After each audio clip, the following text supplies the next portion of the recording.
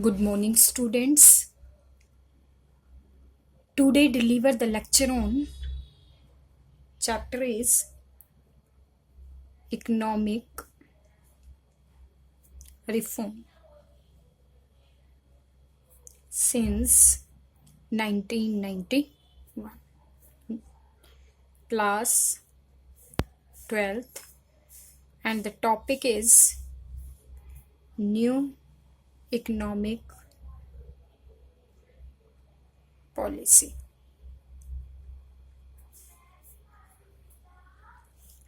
The new economic policy started with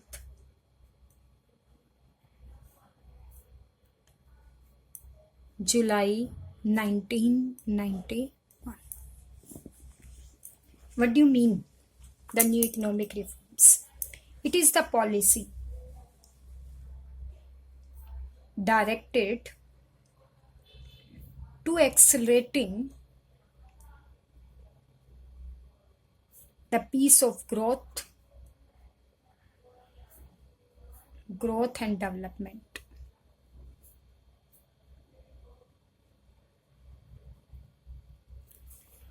क्या कहता है, न्यू इकोनॉमिक पॉलिसी स्टार्ट की गई जुलाई 1 1991 को.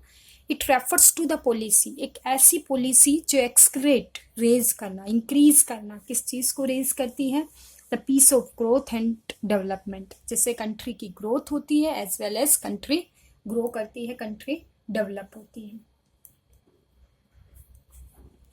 द नीड वॉज, नीड क्या थी? To give priority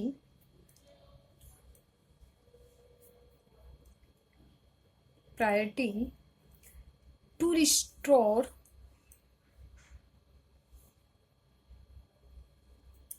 macroeconomic stability.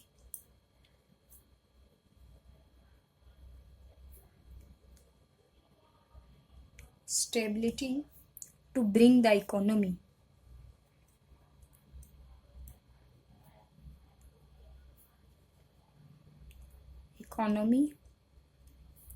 back on the path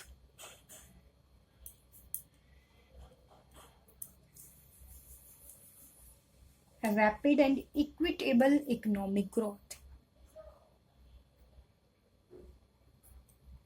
And equitable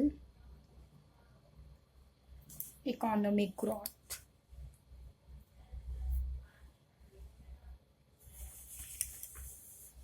Why the policy is required? To give the priority of macroeconomic stability. क्यों ये policy की requirement हुई? क्यों हमें ये इकोनॉमिक पॉलिसी लानी पड़ी?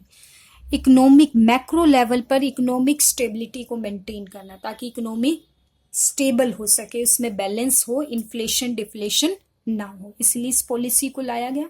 And to bring the economic back, और हमारी इकोनॉमी वापस से क्या हो सके? Back on the path of rapid और इक्विटेबल ग्रोथ, वापस से तेजी से और इक्विटेबल ग्रो करने लगे कंट्री में. इसलिए new economic policy lie. Now the next point is component of new economic policy.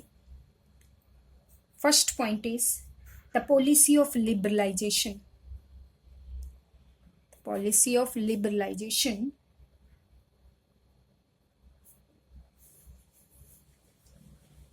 in place of licensing for the industrial and trade.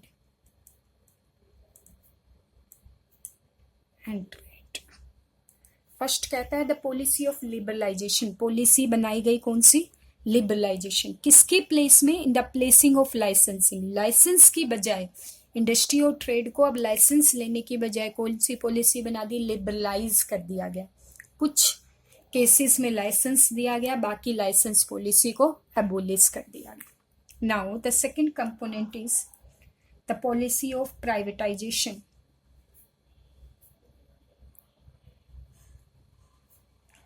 Policy of privatization in place of quotas for the industries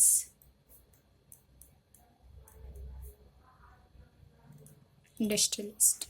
the policy of privatisation, second कौन सी policy कर दी गई? Privatisation कर दिया गया in place of Kota.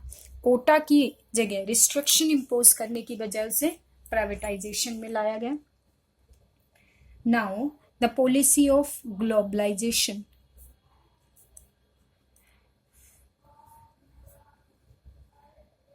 in the place of permit for export or import,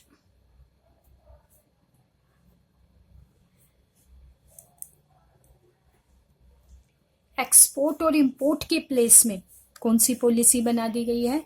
policy of globalization. अपनी country को different country के साथ कनेक्ट कर दिया। तो ये तीन कंपोनेंट एनईपी में इंक्लूड कर दिए गए, liberalization, privatization as well as globalization. Now objective of NEP,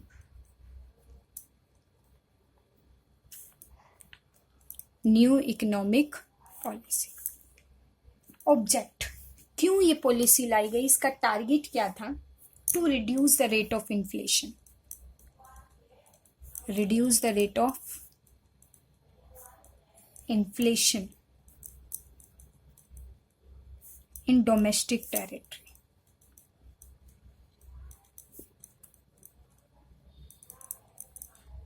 तो पहला टारगेट क्या था न्यू इकोनॉमिक पॉलिसी का? मैंने बताया था स्टेबिलिटी मेंटेन करना, इन्फ्लेशन डिफ्लेशन इनको रिड्यूस करके इकोनॉमी को स्टेबल बनाना है, इसलिए न्यू इकोनॉमिक पॉलिसी को मेंटेन किया गया।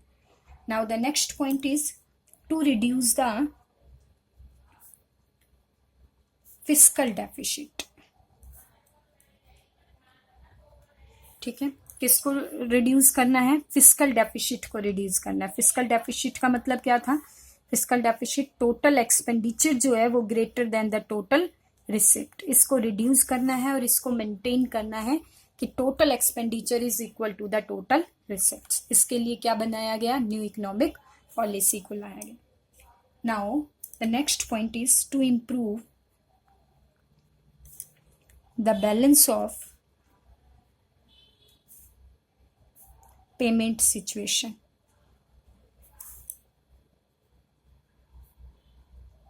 ठीक है, बीओपी के बैलेंस को मेंटेन करना था, यानी जो एक्सपोर्ट इंपोर्ट था डिफरेंट कंट्री के साथ उसको इम्प्रूव करना था, वो सरप्लस की सिचुएशन में हो, ठीक है, या बैलेंस की सिचुएशन में हो, एक्सपोर्ट इक्वल टू हो या सरप्लस हो, उसे डेफिसिट की कंडीशन अराइज ना हो, इसलिए न्यू इकोनॉमिक पॉलिसी को मेंटेन किया गया।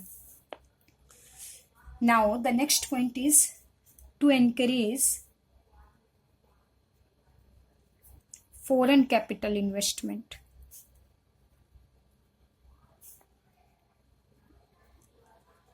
ठीक है, तो न्यू इकोनॉमिक पॉलिसी को मेंटेन करने का पर्पस क्या था?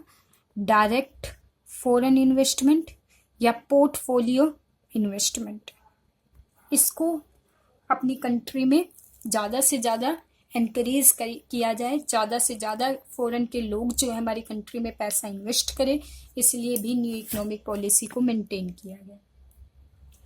Now the next point is to improve efficiency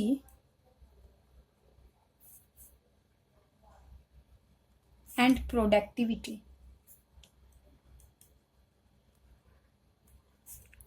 in the economy। ठीक है, न्यू इकोनॉमिक पॉलिसी को लाने का ये भी हमारा ऑब्जेक्ट था कि एफिशिएंसी लेवल और प्रोडक्टिविटी दोनों को रेज किया जाए। लेबर फुल एफिशिएंसी से, जब एफिशिएंसी लेवल रेज होगा तो क्या होगा भाई? जो आउटपुट लेवल है वो trend to be raise, up हो जाएगा, हाई हो जाएगा। Now the next point is to put up the economy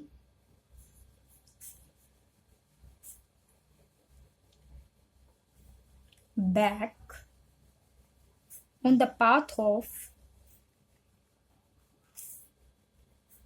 sustainable development, growth and development with social justice। ठीक है, ये भी ऑब्जेक्ट रहा न्यू इकोनॉमिक पॉलिसी का कि to put up the economy back, economy को वापस से किस पाथ पर लेकर आना था, सस्टेनेबल ग्रोथ, कि हमारी प्रेजेंट के साथ साथ, सस्टेनेबल का मतलब होता है फ्यूचर ग्रोथ की ओर देखें हम, कि प्रेजेंट में तो ग्रोथ हो लेकिन आने वाली जनरेशन के लिए भी क्या हो, हमारी कंट्री में ग्रोथ एंड डेवलपमेंट हो। इसलिए भी न्यू इकोनॉमिक पॉलिसी को लाया गया ताकि ग्रोथ एंड डेवलपमेंट सस्टेनेबल रहे और वो भी सोशल जस्टिस के साथ इक्वलिटी को मेंटेन कर सके। ये टारगेट था न्यू एनईपी को लाने का। एनईपी का मतलब हम ऊपर पढ़ चुके हैं, न्यू इकोनॉमिक पॉलिसी। ठीक है, ये ऑब्जेक्ट रहा, ऑब्जेक्ट भी कह सकते हो और एम भी कह सकते हो। ठीक है, क्लास क्लियर हो गया होगा। Thank you very much.